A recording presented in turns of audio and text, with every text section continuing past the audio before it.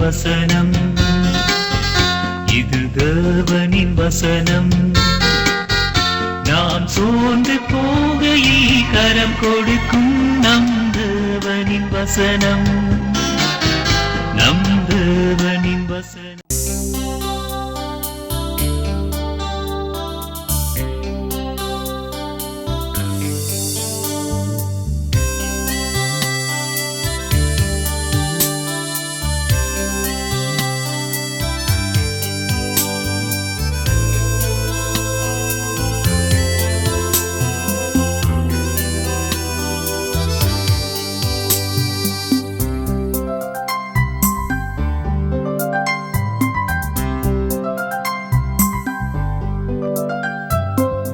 என் வீட்டுக்கு இயேசு வர வேண்டும், என்னோடு என்றும் தங்க வேண்டும்.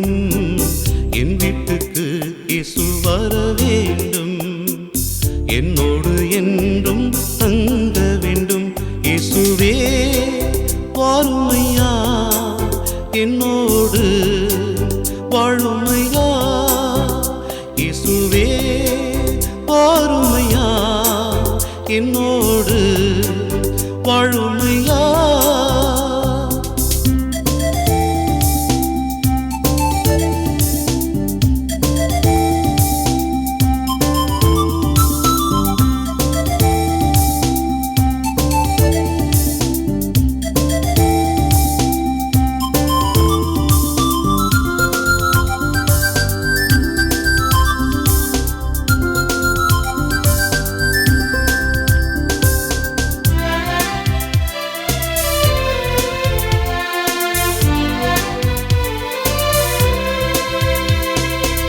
ரட்சகரேசு வந்துவிட்டார், என் வீட்டில் ரட்சிப்பு வந்துவிடும். ரட்சகரேசு வந்துவிட்டார், என் வீட்டில் ரட்சிப்பு வந்துவிடும். பரிகாரி இயேசு வந்துவிட்டார், நோய்கள் பறந்து ஓடிவிடும். பரிகாரி இயேசு வந்துவிட்டார், நோய்கள் பறந்து ஓடிவிடும். இயேசுவே வாருமையா, என்னோடு வாழுமையா. இயேசுவே வாருமையா, என்னோடு வாழுமையா.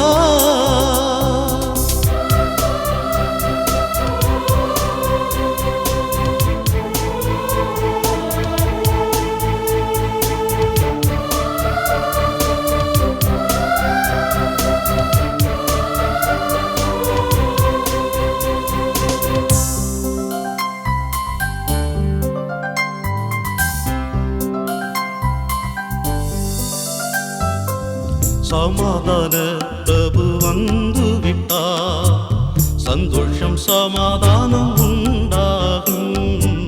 சமாதான பிரபு வந்துவிட்டார், சந்தோஷம் சமாதானம் உண்டாகும். அற்புத இயேசு வந்துவிட்டார், ஆசீர்வாதம் வந்துவிடும். அற்புத இயேசு வந்துவிட்டார், ஆசீர்வாதம் வந்துவிடும். இயேசுவே வாருமையா, என்னோடு வாழுமையா. இயேசுவே வாருமையா, என்னோடு வாழுமையா.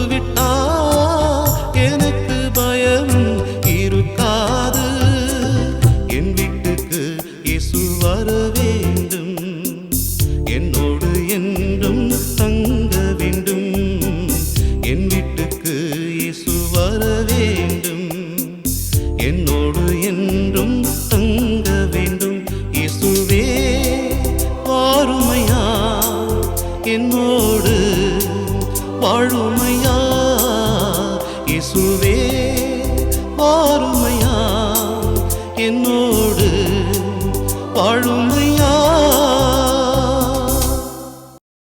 ஆதியாகமம் 32 அதிகாரம் 12. தேவரீரோ, நான் உனக்கு மெய்யாகவே நன்மை செய்து உன் சந்ததியை எண்ணி முடியாத கடற்கரை மணலைப் போல மிகவும் பெருகப் பண்ணுவேன் என்று சொன்னீரே என்றான். கர்த்தருக்குள் பிரியமானவர்களே, ஆண்டவராகிய இயேசு கிறிஸ்துவின் புண்ணிய நாமத்தினாலே உங்களை வாழ்த்துகிறேன்.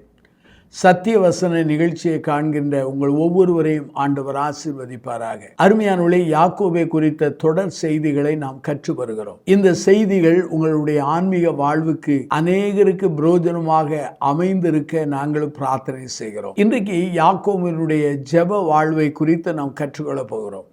யாக்கோபினுடைய ஜெப வாழ்க்கையை நாம் கற்றுக்கொள்ளும் பொழுது ஒன்றை நான் ஞாபகப்படுத்துகிறேன். யாக்கோபு ஒரு சொப்பனம் கண்டான். அது ஏணியின் சொப்பனம். அந்த சொப்பனத்தை கண்ட பிற்பாடு அவன் பொருத்தனையோடு ஜெபம் பண்ணியதை நான் உங்களோடு கூட நான் பகிர்ந்து கொண்டிருக்கிறேன். இப்போது நான் சொல்லுகிற ஒரு செய்தி என்ன, யாக்கோபின் இன்னொரு ஜெபத்தை சொல்கிறேன். ஆதியாகமம் புத்தகம் 32 அதிகாரம் 6-12 வாக்கியங்களை வாசித்து பாருங்கள். யாக்கோபின் ஜெபம் வல்லமையான ஜெபம். இது மாதிரியான ஜெபம், அதாவது மாடல் பிரேயர் என்று சொல்லலாம். அருமையானுள்ளே, பிரசங்கிகளின் ராஜா என்று அழைக்கப்படுகிற ஸ்பெர்ஜன் தன்னுடைய நூலில் எழுதும்போது சொல்கிறார், இந்த யாக்கோபின் ஜெபமானது அது மாடல் பிரேயராக காணப்படுகிறது. ஆகவே மாதிரியான ஜெபத்துக்குரிய எல்லா தன்மைகளும் இந்த ஜெபத்தில் அடங்கி இருக்கின்றன என்று எழுதுகிறார். அருமையானுள்ளே, ஜெபம் என்பது ஒரு மந்திரம் அல்ல, ஒரு தந்திரம் அல்ல. நம்முடைய உள் உணர்வுகளை, நம்முடைய அனுபவங்களை ஆண்டவரிடத்திலே வார்த்தையாக சொல்வதுதான் ஜெபம். ஒரு தகப்பனிடத்திலே மகன் பேசுவது போல, ஒரு தாயினிடத்திலே மகள் பேசுவது போல, ஒரு நண்பர்களிடத்திலே நண்பர்கள் பேசுவது போல நம்முடைய பரம ஆண்டவரிடத்திலே பேசுவது தான் ஜெபமாக காணப்படுகிறது. நாம் யாரை அதிகமாக நேசிக்கிறோமோ அவர்களோடு கூட அதிகமாக நாம் பேச ஆரம்பிக்கிறோம்.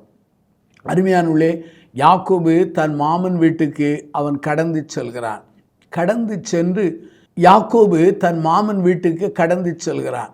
20 ஆண்டுகள் அங்கு தங்கியிருந்து அவன் திரும்ப வருகிறான். திரும்ப வருவதற்கு காரணம் என்ன? ஆண்டவராகிய கர்த்தர் சொன்னார், உன் தகப்பன் வீட்டுக்கு உன் தேசத்துக்கு புறப்பட்டு போய் என்று சொன்னார். ஆகவே தன் மாமன் வீட்டிலே இருந்து மாமனிடத்தில் சொல்லி கொள்ளாமலே அவன் அங்கே வீட்டுக்கு திரும்புகிறான். இந்த சூழ்நிலையில்தான் அவனுடைய வாழ்க்கையிலே லாபான் என்கிற மாமன் பின்தொடர்கிறான். ஆனால் லாபான் இவனை பழிவாங்க வேண்டும் என்று துடியாய் துடிக்கும் பொழுது ஆண்டவராகிய கர்த்தர் அவனோடு பேசினதினாலே சாந்தமாய் யாக்கோபோடு அவன் ஒப்பந்தம் பண்ணிவிட்டு போய்விடுகிறான். ஆகவே ஒரு பிரச்சனை முடிந்து விட்டது. இன்னொரு பிரச்சனை என்ன? ஏசாவை சந்திக்க வேண்டும். ஏசாவுக்கும் இவனுக்கும் 20 ஆண்டுகள் பகை. ஏசா ஒரு காலத்திலே சொன்னான், யாக்கோபை என்றாவது ஒரு நாள் நான் கொன்று போடுவேன் என்று. ஆகவே தன்னுடைய வேலைக்காரர்களோடு அவன் வெகுமதிகளை கொடுத்து ஏசாவுக்கு அனுப்புகிறான். ஆனால் ஏசா 400 வீரர்களோடு வருகிறார் என்று கேள்விப்பட்ட போது அவன் இந்த ஜெபத்தை அவன் பண்ணுகிறான். அருமையானுள்ளே, ஆதியாகமம் புத்தகம் அங்கே 32 அதிகாரம் 6-12 வாக்கியங்களை வாசிக்க முடிகிறது. அருமையானுள்ளே, நம்முடைய ஆண்டவராய் இயேசுவானவர் சொல்லி கொடுத்த பரமண்டருக்கிற எங்கள் பிதாவே என்பது புதிய ஏற்பாட்டிலே ஒரு மாடல் பிரேயர். அதே போல பழைய ஏற்பாட்டில் உள்ள மாடல் பிரேயர் இந்த யாக்கோபு பண்ணின ஜெபமாகும். இந்த யாக்கோபு பண்ணின இந்த ஜெபத்திலே பல நல்ல காரியங்கள் காணப்படுவதை உங்களுக்கு நான் விவரிக்க விரும்புகிறேன்.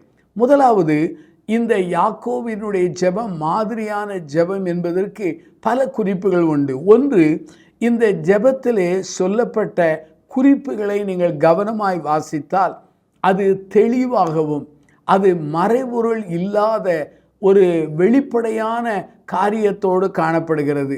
ஆதியாகமம் 32 அதிகாரம் 11 பாருங்கள். என் சகோதரனாகிய ஏசாவின் கைக்கு தப்புவீம் என்றார்.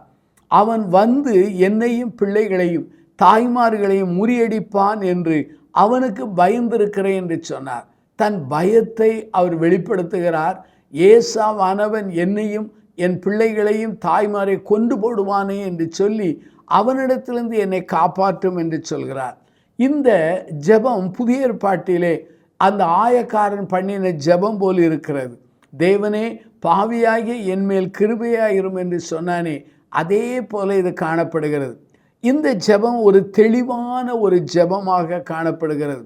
அநேகருடைய ஜெபத்தை நாம் கேட்கும் பொழுது அந்த ஜெபங்கள் திருமறை சார்ந்ததாக காணப்படவில்லை, நடைமுறைக்கு ஒத்ததாக காணப்படாத அளவிற்கு பலருடைய ஜெபங்கள் முரட்டுத்தனமாக அல்லது புரியாத புதராக காணப்படுகிறது. ஆனால் இந்த ஜெபம், யாக்கோபின் ஜெபம், தெளிவான, யாரும் புரிந்து கொள்ளக்கூடிய ஜெபமாய் காணப்படுகிறது. இரண்டாவதாக, இந்த ஜெபத்திலே இந்த யாக்கோபின் தாழ்மையின் ஆவியை புரிந்து கொள்ள முடிகிறது. ஆதியாகமம் 32:10 பாருங்கள். அடியனுக்கு தேவரீர் காண்பித்த எல்லா தயவுக்கும் எல்லா சத்தியத்திற்கும் நான் எவ்வளவேனும் பாத்திரன் அல்ல. நான் கோலும் கையுமாய் இந்த யோர்தானை கடந்து போனேன். இப்பொழுது இவ்விரண்டு பரிவாரங்களை உடையவனானேன் என்று சொன்னான். இந்த இடத்துல யாக்கோபு சொல்கிற ஒரு காரியம் என்ன? தன்னுடைய தாழ்மையை வெளிப்படுத்துகிறான். இவ்வளவு ஆசீர்வாதத்துக்கு நான் பாத்திரவான் அல்ல. நான் என் மாமன் வீட்டுக்கு செல்லும்போது ஒரு வெறும் கையுமாய் கோலோடு போனேன். இன்றைக்கு 2 பரிவாரங்களோடு நான் காணப்படுகிறேன். இதெல்லாம் உம்முடைய கிருபை என்று சொல்கிறான். அருமையானவர்களே, இந்த இடத்திலே அவன் வாழ்க்கையிலே தாழ்மை வருகிறது. அருமையானவர்களே, இன்றைக்கு அநேகர் வெறுமையாய் இருக்கும்போது தாழ்மையாய் இருப்பார்கள். உயர்வடையும் போது பேச்சு மாறும், நடை மாறும், உறவு மாறும், அணுகுமுறையெல்லாம் மாறும். ஆனால் இவனை பாருங்கள், தாழ்மையின் ஆவியோடு இருந்தான். உபாகமம் 8:18 சொல்கிறது, ஐஸ்வர்யத்தை சம்பாதிப்பதற்குரிய பலனை உனக்கு கொடுக்கிறவர் என்று ஆண்டவர் சொல்கிறார். அது மாத்திரமல்லாமல் பெருமை உள்ளவர்களுக்கு தேவன் எதிர்த்து நிற்கிறார், தாழ்மை உள்ளவர்களுக்கோ அவர் கிருபை அளிக்கிறார். 1 பேதுரு புஸ்தகம் 5:5 வாக்கியத்திலே இதை காண முடிகிறது. மூன்றாவதாக, இந்த யாக்கோபு இந்த ஜெபத்திலே அவன் பயன்படுத்தும் வாதங்கள், ஆர்கியூமெண்ட்ஸை நான் சொல்ல விரும்புகிறேன். நீங்கள் நீதிமன்றத்துக்கு செல்வீர்கள் என்றால் வழக்கறிஞர்கள் வாதங்களை வைத்து அவர்கள் ஒருவருக்கொருவர் தங்கள் கட்சிக்காரர்களுக்காக போராடுவார்கள். ஆனால் இங்கே யாக்கோபு வாதங்களை, ஆர்கியூமெண்ட்டை வைக்கிறார். ஆதியாகமம் புஸ்தகம் 32:9-12 வாக்கியங்களை பாருங்கள். இதிலே அவனுடைய முதல் ஆர்கியூமெண்ட், வாதம் என்ன தெரியுமா? அவன் உடன்படிக்கையை ஞாபகப்படுத்துகிறான். ஆதியாகமம் 32:9 சொல்கிறது, என் தகப்பனாகிய ஆபிரகாமின் தேவனும் என் தகப்பனாகிய ஈசாக்கின் தேவனுமாய் இருக்கிறவரே என்று சொன்னார். அப்படியானால் தேவனாகிய கர்த்தர் ஆபிரகாமோடு உடன்படிக்கை பண்ணினார், ஆபிரகாமும் தேவனோடு உடன்படிக்கை பண்ணினார். இந்த உடன்படிக்கை வழியாக உன் சந்ததிகள் எல்லாம் ஆசீர்வதிக்கப்படும் என்று ஆபிரகாம் சொன்னாரே, ஆபிரகாமுக்கு கர்த்தர் சொன்னாரே, அதை அவன் ஞாபகப்படுத்துகிறார். அப்படியானால் நம்முடைய ஆண்டவர் உடன்படிக்கையை காக்கிற தேவன், உடன்படிக்கையை கனம் பண்ணுகிற தேவன், உடன்படிக்கையை தலைமுறை தலைமுறையாக உறுதிப்படுத்துகிற தேவனாயிருக்கிறார். அருமையானவர்களே, நீங்கள் உங்கள் வாழ்க்கையை ஆண்டவருக்கு அர்ப்பணித்து நீங்கள் ஆண்டவரோடு உடன்படிக்கை பண்ணும் பொழுது அந்த உடன்படிக்கையை அவர் காண்கிறவராக, கனம் பண்ணுகிறவராக, அதை காப்பவராக காணப்படுகிறார். இரண்டாவதாக, இந்த யாக்கோபு தன் வாதங்களை ஆர்குமெண்ட் வைக்கும்போது சொல்கிறார், அவர் வாக்குத்தத்தத்தை வைத்து ஜெபிக்கிறார். ப்ராமிஸ் ஆஃப் காட் என்று சொல்லலாம். நம்முடைய வாழ்க்கையிலே வாக்குத்தத்தங்கள் மிக முக்கியமானது. கிறிஸ்தவ வாழ்க்கையிலே வாக்குத்தத்தங்கள் நம்முடைய நடைமுறை கிறிஸ்தவ வாழ்வுக்கு அஸ்திவாரமாக காணப்படுகிறது. ஆதியாகமம் புஸ்தகம் 32:9 பாருங்கள்.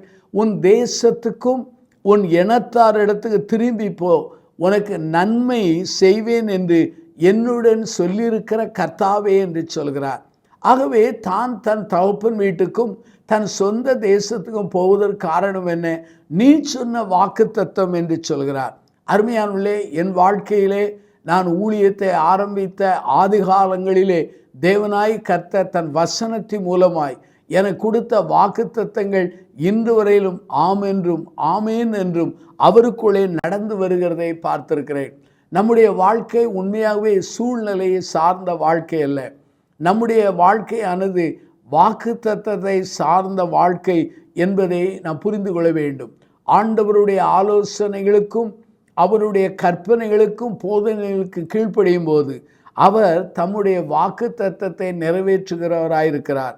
குமாரன் மூலமாக நமக்கு ஆண்டவர் கொடுத்த வாக்குத்தத்தங்கள் எல்லாம் அது நிறைவேறக்கூடிய நிலையிலே காணப்படுகிறது. கிறிஸ்துவின் வழியாக நம்முடைய வாழ்க்கையிலே ஏராள உடன்படிக்கை ஆண்டவர் பண்ணியிருக்கிறார்.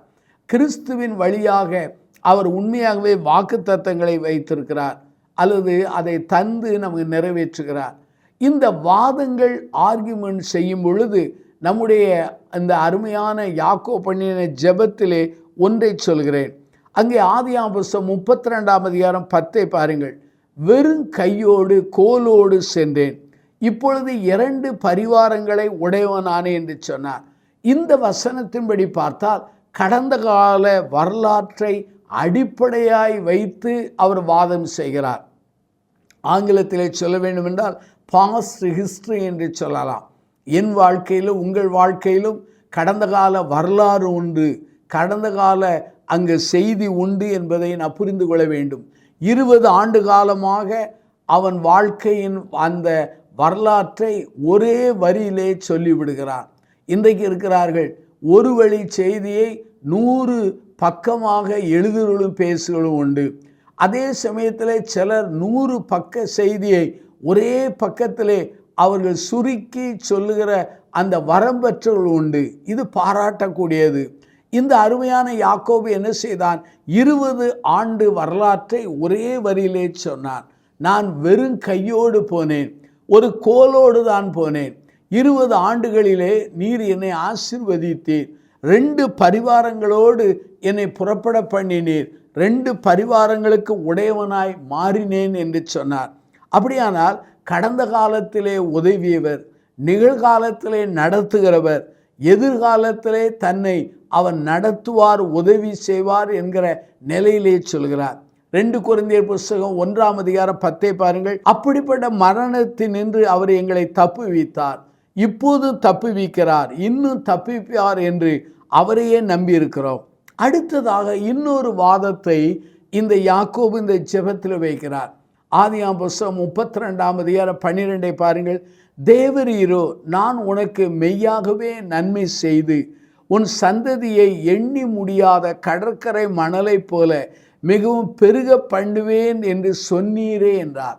இந்த வசனத்திலே சொன்னீரே என்கிற அந்த வாதத்தை வைக்கிறார். மனிதர்கள் சொன்ன காரியத்தை மனிதர்கள் நிறைவேற்றி விடுகிறார்கள். மனிதர்கள் நிறைவேற்றவில்லை என்றால் நாம் சொன்னோம், நீங்கள் ஒரு காலத்திலே சொன்னீரே என்று சொல்கிறோம். ஆனால் ஆண்டவர் பொய் சொல்லாத தேவன், தான் சொன்னதை உடைக்காத தேவன், உடன்படிக்கையை காக்கிறவர். ஆகவே யாக்கோபு சொல்கிறார், என்னுடைய சந்ததியை அங்கே திரளாய் பெருக பண்ணுவேன் என்று சொன்னீரே என்று சொல்கிறார். அருமையானவர்களே, ஆதியாகமம் 32:12 நீங்கள் தொடர்ந்து வாசித்து பாருங்கள். சொன்னீரே என்கிற காரியத்தை நான் உங்களுக்கு விளக்க விரும்புகிறேன். நம்முடைய ஆண்டவருக்கு நம்முடைய வாழ்க்கையில் நன்மை செய்யக்கூடிய வலிமை இருக்கிறது. என்னாலே உங்களுக்கு நன்மை செய்ய முடியாது, உங்களாலே எனக்கு நன்மையை நான் பெற்றுக்கொள்ள முடியாது. ஆனால் என்னையும் உங்களையும் படைத்து ஆட்கொண்டு சிலுவையில் இரத்தம் சிந்தின அந்த இரட்சகராகிய இயேசுவுக்கு என் வாழ்க்கையிலே உங்கள் வாழ்க்கையிலே நன்மை செய்யக்கூடிய அந்த வல்லமை உண்டு என்பதை மறந்து போக வேண்டாம். இதைத்தான் யாக்கோபு நம்பினான். அது மாத்திரமல்ல, ஆண்டவருக்கு மன்னிக்கிற வல்லமை உண்டு, ஆண்டவருக்கு சீர்படுத்துகிற வல்லமை உண்டு, ஆண்டவருக்கு நம்முடைய தேவைகளை சந்திக்கிற வல்லமை உண்டு, ஆண்டவருக்கு நம்முடைய விரோதிகள் கையிலிருந்து நம்மையும் நம் பிள்ளைகளையும் பாதுகாக்கிற வல்லமை உண்டு. அது மாத்திரமல்லாமல் ஆண்டவர் நமக்கு நன்மை செய்வதற்காகவே தன்னுடைய காதுகளை அல்லது நம்முடைய தலையை நமக்கு நேராக சாய்த்து கேட்கிறவராயிருக்கிறார். அது மாத்திரமல்லாமல் நம்முடைய ஆண்டவர் இவ்வளவு நாட்களும் நமக்கு நன்மைதான் செய்தார். நீங்கள் பிறந்ததிலிருந்து இன்று வரையிலும் உங்கள் வாழ்க்கையை அலசி பாருங்கள். உங்களுக்கு ஆண்டவர் செய்த நன்மைகள் ஏராளம் ஏராளம். ஆகவேதான் இந்த யாக்கோபு சொல்கிறார், ஆண்டவரே நீர் எனக்கு சொன்னீரே என்று சொன்னார். என்னுடைய வாழ்க்கையில் ஆண்டவர் என்னை ஊழியத்துக்கு அழைக்கும் பொழுது ஏராளமான திருமறை வாக்குத்தத்தங்களை தந்தார். என் வாழ்க்கையிலே சங்கடங்கள், வியாதிகள், மரண சூழ்நிலைகள், இப்படிப்பட்ட நிலைப்பாடுகளில் நான் சிக்கி இருக்கும் பொழுது ஆண்டவரிடத்திலே முழங்கால் படிட்டு ஆண்டவரே சொன்னீரே என்று சொல்லி அவரிடத்திலே ஜெபத்திலே போராடும் பொழுது அடுத்த நாளிலே, அடுத்த சனமே எல்லாம் மாறி என்னை ஆண்டவர் விடுவித்ததை என் வாழ்க்கையிலே ருசித்திருக்கிறேன். ஆகவே யாக்கோபு சொன்னான், சொன்னீரே என்று சொன்னார். கடைசியா ஒரு காரியத்தை நான் சொல்லி முடிக்க போகிறேன். யாக்கோபு பண்ணின இந்த அருமையான ஜெபத்துக்கு கிடைத்த பதில் என்ன? அதுதான் மிக முக்கியமான ஒரு காரியம். அவனுடைய பதில் என்ன? ஒரு ஆச்சரியமான பதில். என்ன பதில் என்று சொன்னால், அவன் எதிர்பார்க்காத ஒரு பதில் அவனுக்கு கிடைத்தது. எதிர்பார்க்காத பதில் என்ன? அவன் யாப்போக்கு என்கிற ஆற்றங்கரையிலே எல்லாரையும் அக்கறை படித்துவிட்டு தனித்து நிற்கிறார். ஒரு மனிதன் அவரோடு போராடுகிறார் என்று சொன்ன உடனே ஜெபத்தில் போராடுகிறார் என்று எண்ணிவிடக்கூடாது. அதை நாம் அடிக்கடி சிந்திப்பது உண்டு.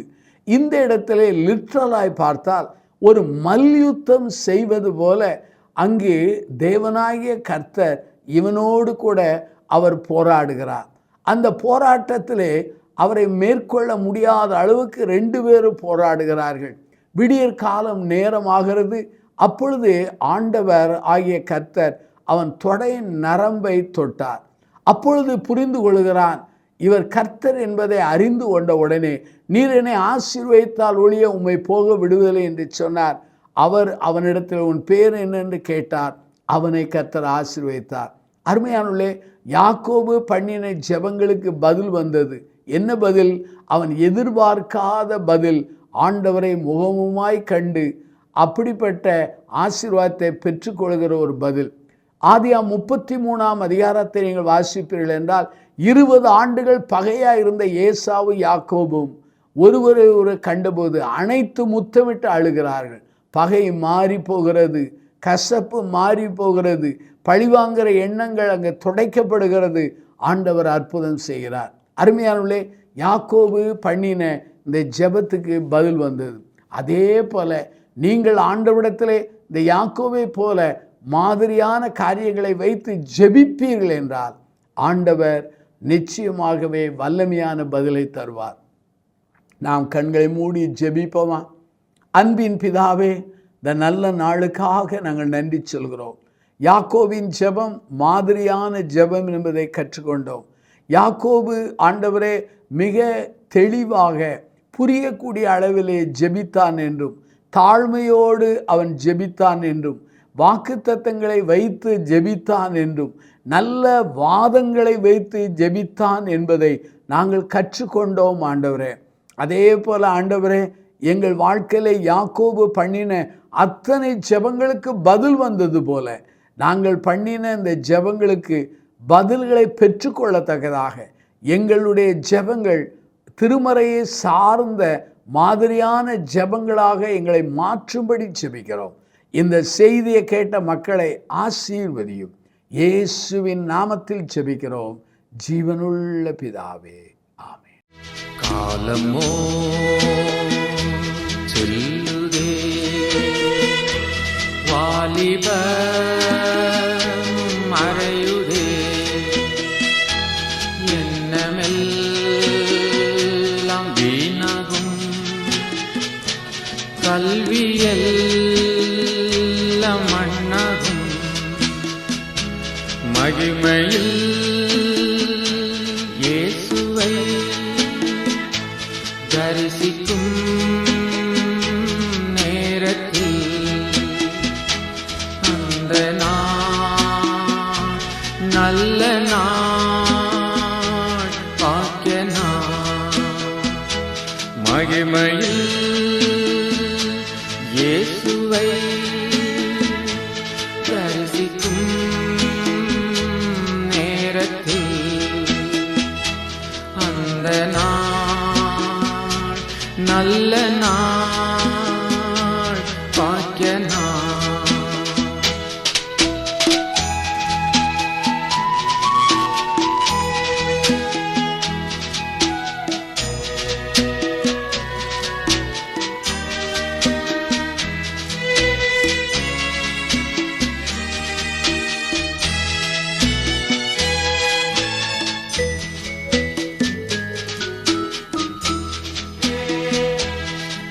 துன்பம் எல்லாம் அறிந்து போ, இன்னலெல்லாம் மாறிப்போ, வேலமெல்லாம் குன்றிப்போ, நிலையில்லா வாழ்க்கையில் மகிமையில் இயேசுவை தரிசிக்கும் நேரத்தில் அந்த நாள் நல்ல நாள், பாக்கிய நாள். இந்த புத்தகம் பற்றிய விபரங்களுக்கு சத்திய வசனம் அலுவலகத்தை தொடர்பு கொள்ளவும்.